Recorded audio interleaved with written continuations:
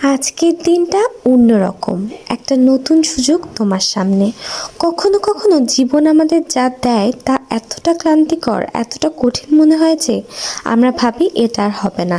কিন্তু তুমি কি জানো, কিছু সময় থেমে যাওয়াটাও দরকার।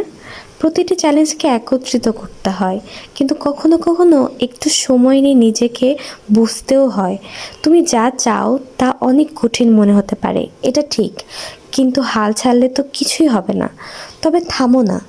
যদি এখন একটু মন্দ লাগছে, যদি মনে হচ্ছে পথ হারিয়ে ফেলেছো, তাহলে এটা বোঝো, এটা আসলে একটা বিশ্রামের সুযোগ।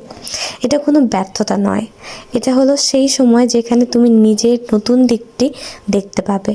নিজের অনুভূতিগুলোকে বোঝো আর জানো, যতক্ষণ পর্যন্ত তুমি নিজের বিশ্বাসকে হারতে দেবে না, ততক্ষণ পর্যন্ত তুমি এক ধাপ এগিয়ে যাবেই।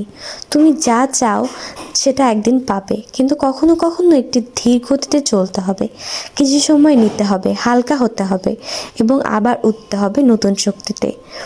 আজকের দিনটা স্রেফ একটা সুযোগ, নিজেকে একটু সময় দাও।